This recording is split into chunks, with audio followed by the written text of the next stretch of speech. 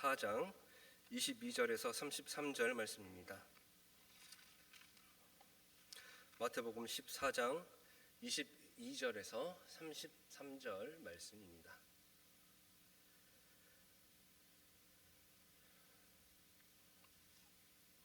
마태복음 14장 22절에서 33절 말씀입니다. 제가 한 절 읽고 여러분이 한 절 읽고 마지막 33절은 함께 합독하도록 하겠습니다. 예수께서 즉시 제자들을 재촉하사 자기가 무리를 보내는 동안에 배를 타고 앞서 건너편으로 가게 하시고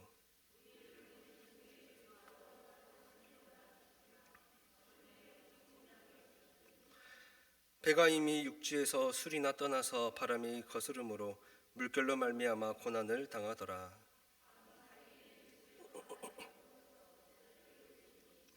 제자들이 그가 바다 위로 걸어오심을 보고 놀라 유령이라 하며 무서워하여 소리 지르거늘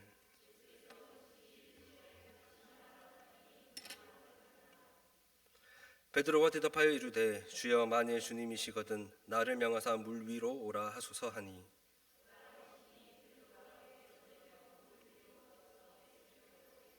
바람을 보고 무서워 빠져가는지라 소리질러 이르되 주여 나를 구원하소서 하니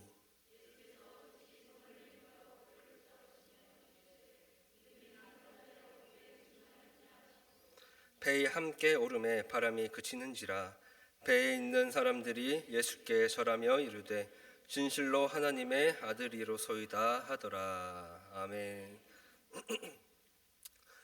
미국 건국 초창기 겨울이었습니다. 그때 한 강둑에 지쳐 보이는 한 여인이 있었어요.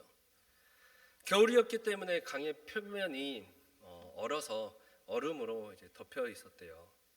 건널 수 있는 다리는 보이지 않고 그 길이 초행길이었던 이 여인은 당황하고 있었대요. 저 강을 건널 수 있을까? 다시 뒤로 돌아갈 수는 없는데 어떡하지? 라는 생각에 잠겼답니다. 시간은 흘러서 이제 저녁이 되어가고 있었고 강을 안전하게 건널 수 있는 방법이 뭐가 있을까 계속 고민을 했대요. 그러다가 하는 방법이 떠올렸는데 그 방법은 대단한 방법은 아니에요. 그냥 두 손을 펴고 다리를 깔고 사족 보행하는 거죠. 엎드려서 몸무게를 분산시켜서 건너보자 라는 마음을 먹고 얼어있는 강을 건너기 시작했습니다. 그리고 속으로 끊임없이 기도했대요. 제발 무사히 건너가게 해달라고 기도를 했답니다. 그렇게 이제 조심조심 건너가기 시작했고 강을 반쯤 정도 이제 건넜어요. 그런데 건너편에서 뭔 소리가 들리는 거예요. 보니까 어떤 남자가 석탄이 실린 마차를 끌고 그 강을 건너고 있었대요. 그러니까 자기는 엎드려서 사족 보행을 하고 있는데 그 남자는 무려 마차를 끌고 강을 건너는 모습을 보면서 자기 자신이 너무나 부끄럽고 창피하고 바보 같다라고 생각을 했다고 합니다. 그리고 그 여인은 일어서서 아무 두려움 없이 당차게 그 얼음 위를 강 위를 걸어갔다라고 해요. 무섭죠. 얼음이 깨져서 물에 빠지면 어떡하지? 걱정됩니다. 우리의 삶 속에서 내가 서 있는 그 얼음이 깨져서 내가 물에 빠질지라도 하나님은 여러분들을 붙들고 계시고 또 그 상황 가운데서도 일하시고 신실하시고 전능하신 하나님을 믿어야 될 줄 믿습니다. 그래서 우리가 그리스도인으로서 우리의 반석 되시는 주님을 믿고 우리의 모든 상황 가운데 주님을 의지함으로써 담대히 나아갈 수 있는 여러분들이 되기를 소망합니다. 많은 그리스도인들이 세상 속에서 한 걸음 한 걸음 걸어 나가는 데 있어서 하나님의 계획하심, 하나님의 능력에 대해서 질문을 던집니다. 물음표를 던져요. 정말 하나님의 말씀대로 살아갈 때 내가 걷는 이 길이 무너지지 않을까? 제대로 된 방향으로 가고 있을까? 걱정합니다. 물속에 빠지지 않을지 두려워합니다. 정말 하나님 말씀대로 살면 나에게 좋은 일이 생기고 병이 낫고 사업이 번창하고 경제적인 부를 얻게 되고 이 세상에서 살아가는데 나에게 무언가 이득이 있는지 따진다는 거예요. 세상적인 복을 받는 것 물론 중요하죠. 그런데 우리가 그런 것들을 먼저 구하기 전에 내가 먼저 하나님의 기쁨이 되는 자녀로서 믿음으로 굳건하게 서야 된다는 것입니다. 그러면 믿음으로 굳건하게 선다는 것은 무엇일까요? 믿음으로 굳건하게 선다는 것. 오늘 본문 말씀을 통해서 믿음으로 굳건하게 서는 것이 어떤 것인지 하나님의 말씀을 통해서 은혜 받는 시간이 되기를 소망합니다. 오늘 본문 말씀은 여러분들이 너무나 잘 알고 있는 말씀이죠. 누가 물 위를 걷습니까? 두 명이 나오죠. 그렇죠? 예수님과 베드로가 물 위를 걷는 사건입니다. 이 물 위를 걷는 사건은 오병이어 사건 이후에 일어난 기적이에요. 예수님은 제자들을 먼저 보내셨고 기도하러 산에 혼자 가셨어요. 왜 예수님이 제자들과 함께 가지 않고 제자들을 먼저 보냈을까요? 오늘 본문 말씀 22절을 보면은 오병이어 사건이 끝나자마자 예수님께서 즉시 제자들에게 배를 타고 먼저 떠나기를 재촉하고 있습니다. 그 이유가 마태복음에는 나오지 않지만 요한복음을 보면 그 이유를 알 수 있어요. 요한복음 6장 14절에서 15절 말씀을 보시면 제가 봉독하겠습니다. 그 사람들이 예수께서 행하신 이 표적을 보고 말하되, 이 표적이라는 건 뭘까요? 오병이어 사건, 예수님의 신성을 나타낸 드러난 사건이에요. 이는 참으로 세상에 오실 그 선지자더라 하더라. 그러므로 예수께서 그들이 와서 자기를 억지로 붙들어 임금으로 삼으려는 줄 아시고 다시 혼자 산으로 떠나 가시니라 라고 말씀을 하고 있습니다. 즉 마태복음과 합쳐보면 기도하러 산에 가셨다라는 것을 알 수 있어요. 오병이어의 놀라운 이적을 체험한 무리들이 예수님이 예언된 선지자 메시아라는 걸 인정했고 예수님을 억지로 왕으로 삼으려는 의도를 가졌다는 것을 알고 이를 피하고자 기도하러 산에 가셨다는 것을 우리가 말씀을 통해서 알 수 있습니다. 이스라엘 백성들은 언젠가는 메시아가 올 거라는 걸 알고 있었죠. 어렸을 때부터 그렇게 배워왔고 자라왔어요. 하지만 이들은 예수님을 세상의 왕으로 삼으려고 했다는 거죠. 하나님의 영적인 구원 사역에 대해서 완전히 무지했고 구속사를 이루실 메시아를 정치적인 메시아로 생각했다라는 겁니다. 이것은 이스라엘 백성들뿐만 아니라 예수님의 12제자도 마찬가지였어요. 자신들이 예수님의 오른편에 설 거다, 왼편에 설 거다 하면서 싸웠던 적이 있죠. 그러면 오늘날 여러분들에게 있어서 예수님은 어떤 존재입니까? 한번 생각해 보시면 좋겠어요. 여러분들에게 있어서 예수님은 어떤 존재입니까? 예수님이 여러분들을 떠받들어 주시길 원하십니까? 아니면 예수님이 여러분들의 종이 되기를 원하십니까? 아니면 나의 욕심을 채워줄 부적 같은 존재입니까? 이스라엘 백성들과 12제자들처럼 예수님을 이용해서 세상에 무언가를 이루려고 하지는 않습니까? 예수님은 자신의 육신의 생명으로 우리의 죄를 짊어지시고 구속사를 이루신 분이십니다. 우리를 위해서요. 여러분들을 위해서요. 우리가 다시 천국을 바라볼 수 있게, 천국을 소망할 수 있게 해주신 분이에요. 이것 하나만으로도 충분하지 않습니까? 세상의 왕으로 삼으려 하지 말고 우리의 영적인 구세주로서 이 사실 하나만으로도 우리는 일평생에 있어서 감사와 찬양이 끊기면 안 된다는 겁니다. 자, 이제 제자들이 배를 타고 있었는데 24절 말씀을 보시면 바람이 거스름으로 물결로 말미암아 고난을 당했다라고 말씀을 하고 있어요. 자, 여기서 물결이라는 단어가 헬라어로 퀴마톤이라고 해요. 퀴마톤.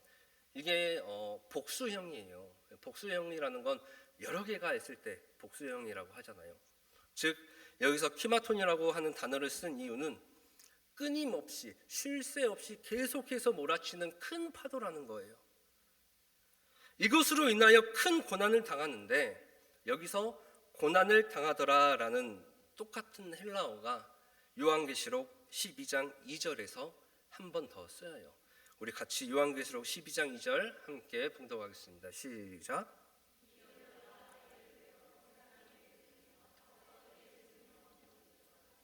아멘.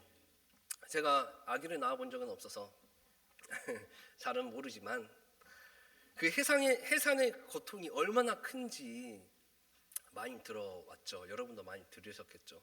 물론 아이들을 낳아보신 분들은 그 해산의 고통이 얼마나 큰지 잘 아실 거예요. 근데 남자들도 어느 정도 짐작은 하고 있을 겁니다. 육체적, 정신적으로 받는 그 고통이 어마어마하다고 해요. 솔직히 잘 상상은 안 돼요. 얼마나 괴로운지. 하지만 어쨌든 힘들다라는 걸 알고 있죠. 근데 보면은 이 제자들이 고난을 당했다라는 이 말이 여기서도 똑같이 쓰인다는 거예요. 해산의 고통.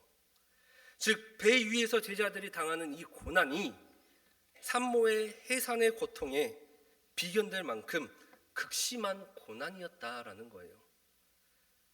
그 극심한 고난 가운데, 고통 가운데 누가 찾아오셨습니까? 예수님이 찾아오셨어요. 본문 말씀 25절 말씀 우리 함께 봉독하겠습니다. 시작. 밤 사경에 예수께서 바다 위로 걸어서 제자들에게 오시니. 아멘. 예수님이 찾아오신 시간이 밤 사경이라고 말씀을 합니다.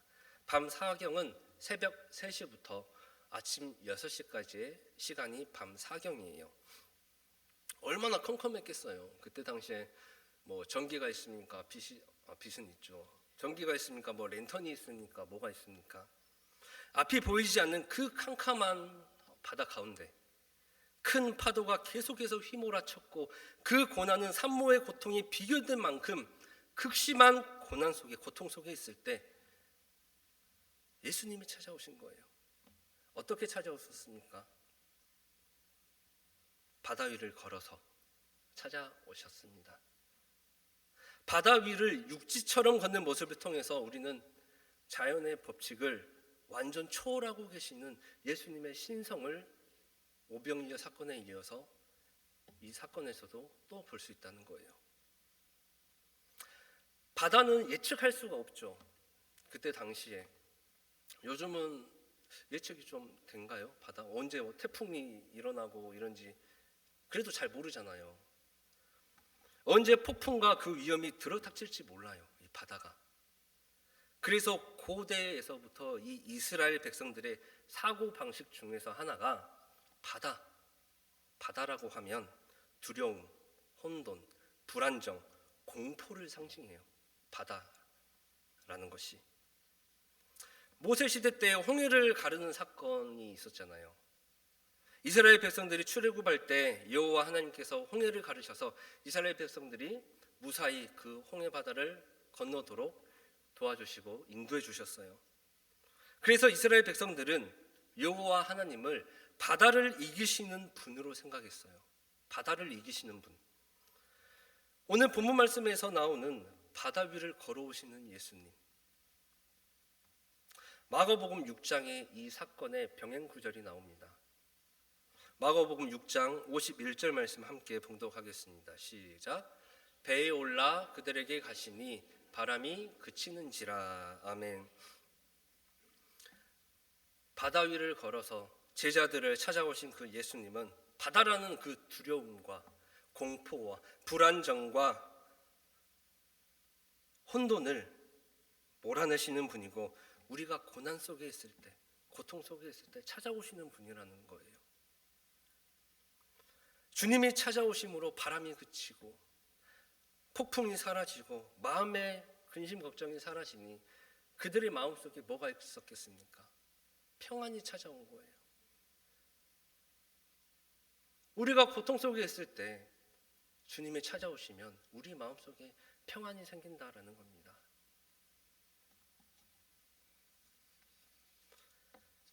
우리가 이 세상을 살아가다 보면 우리를 괴롭게 하는 인생의 풍랑들이 많이 있죠. 그 풍랑은 질병이 될 수도 있고 사업의 실패나 자녀의 문제, 사랑이나 결혼의 파탄 등 여러 가지 문제가 될 수가 있습니다. 근데 주님께서 찾아오셔서 그들의 배 안으로 들어가자 바람이 그쳤어요. 이것처럼 인생의 풍랑이 우리를 힘들게 하고 인생길을 방해한다 할지라도 주님께서 여러분들과 함께 하시면 여러분들의 인생의 그 풍랑길 가운데 평안이 찾아오고 그 풍랑이 잠잠해질 줄 믿습니다. 주님과 함께 한다면 우리의 심령 가운데 평안이 찾아오고 우리가 세상 속에서 느끼는 그 두려움, 혼돈, 공포 그 가운데서 우리를 회복시켜 주실 줄 믿습니다.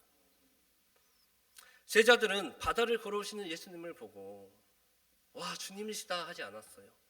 유령이라고 생각을 했어요. 그래서 깜짝 놀라서 고래고래 소리를 지릅니다. 그 모습을 보시고 예수님이 말씀하셔요. 27절 말씀 함께 봉독하겠습니다. 시작.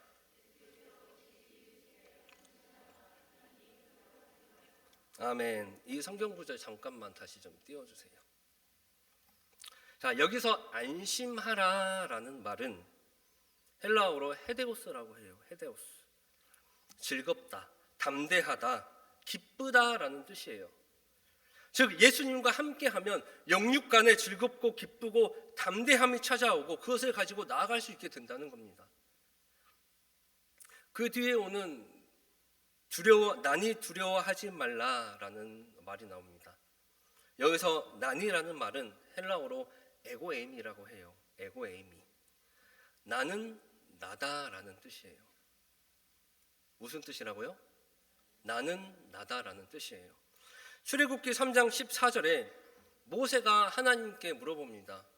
주님, 하나님, 이스라엘 백성들에게 하나님을 소개해야 되는데 뭐라고 소개하면 좋겠습니까? 라고 물어봐요.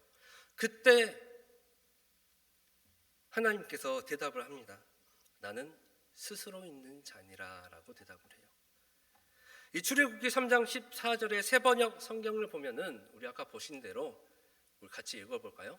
시작. 나는 곧 나다. 여호와 하나님께서 정체성을 사용하실 때 사용하셨던 말입니다. 예수님도 동일한 말을 하심으로써 하나님께서 모세에게 힘과 용기를 주셨던 것처럼 예수님도 두려움과 고난 가운데 어쩔 줄 몰라 하는 그 제자들에게 나는 나다, 에고에임이라고 말하면서 제자들에게 용기와 힘을 주고 있는 모습을 우리가 볼 수 있다는 겁니다. 오늘날 우리도 이 세상의 풍랑, 권세, 두려움과 공포를 이겨내는 데 있어서 에고에임이 나는 나다라는 말씀을 힘입어서 기쁘고 즐겁고 담대하게 이 세상을 좀 살고 그렇게 나아가면 좋겠어요. 자, 이제 물 위로 오시는 주님을 보고 누가 물 위로 뛰어듭니까? 아시죠? 베드로가 이제 바다 위로 뛰어들어요. 주여, 만일 주님이시거든 나를 명하사 물 위로 오게 하소서, 오라 하소서라고 말을 합니다. 주님이 명하시기만 하면 나는 물 위도 걸을 수 있습니다라는 그 믿음을 가지고 있었다라는 거예요. 그리고 주님이 말씀합니다. 오라. 정말 간단하죠. 오라. 이 말을 들은 베드로는 바다 위를 걷기 시작합니다. 얼마 가지 않아서 근데 물속으로 점점 빠져 들어가죠. 그리고 예수님은 즉시 손을 내밀어서 베드로를 잡아주셨어요. 믿음이 작은 자여, 왜 의심하였느냐? 여기서 의심이라는 단어는 두 가지가 있어요. 첫 번째는 그냥 우리가 다 아는 의심하는 거예요. 의심하는 거. 두 번째는 마음이 한결같이 못한 겁니다. 처음 생각이나 각오를 버리고 중간에 방향을 바꿔서 선회하는 의심이 있어요. 오늘 본문 말씀에서 나오는 이 베드로의 의심은 두 번째에 해당하는 의심이에요. 그냥 의심한 게 아니라 주님을 바라보고 나아가다가 바꿔버린 겁니다. 선회해버린 거예요. 주님께로 나아가다가 세상에게로 선회해버린 거죠. 주님이 부르시면 무엇이든 할 수 있습니다. 두려움이 없습니다. 명하시기만 하십시오. 하지만 예수님을 향한 베드로의 시선은 바람과 주변 환경에 빼앗기고 맙니다. 제가 처음에 말했던 믿음으로 굳게 선다는 것. 어떤 것이 믿음으로 굳게 서는 걸까요? 예수님은 베드로를 책망합니다. 믿음이 작은 자라고. 베드로의 믿음이 컸다면 물에 빠지지 않고 주님을 향해서 끝까지 걸어갔을 겁니다. 믿음으로 굳게 선다는 것은 바다 위에 계시는 주님을 바라보며 나도 바다 위를 걷는 것입니다. 바다로는 두려움과 혼돈, 불안정, 공포, 우리의 모든 힘든 상황 속에서도 주님이 오라 하실 때, 주님이 부르실 때 두려움 없이 발을 뻗는다면 그 고난들이 주님께로 가는 길이 되고 그 길이 반석으로 변할 줄 믿습니다. 사무엘하 22장 2절에서 다윗이 이렇게 노래합니다. 우리 같이 봉독하겠습니다. 시작. 여호와는 나의 반석이시요 나의 요새시요 나를 건지시는 자시요. 아멘. 여호와는 나의 반석이시요. 자, 신명기 32장 4절 말씀 함께 봉독하겠습니다. 시작. 그는 반석이시니 그가 하신 일이 완전하고 그의 모든 길이 정의롭고 진실하고 거짓이 없으신 하나님이시니 공의로우시고 바르시도다. 아멘. 그는 반석이시니. 마태복음 7장 24절 말씀 한번 읽어보겠습니다. 시작. 그러므로 누구든지 나의 이 말을 듣고 행하는 자는 그 집을 반석 위에 지은 지혜로운 사람 같으니. 아멘. 주님이 반석이기 때문에 우리도 주님과 함께 해야 우리가 반석 위에 같이 있을 수 있습니다. 주님이 우리와 함께 하신다면 그 깊은 바다가 반석이 되는 줄 믿습니다. 주님이 우리와 함께 하신다면 그 거친 파도가 반석이 되는 줄 믿습니다. 주님이 우리와 함께 하신다면 천국의 소망을 둔 우리의 길이 반석이 되는 줄 믿습니다. 세상 풍파의 시선을 빼앗기지 않고 주님만 바라보면서 오라, 오라, 오라고 말씀하신 명령에 순종하고 충성하시길 소망합니다. 그래서 2025년 주님 은혜 가운데 주님과 함께 끝까지 반석 위를 걷는 우리 골략교회 모든 성도 여러분들이 되시기를 축원드립니다. 기도하겠습니다.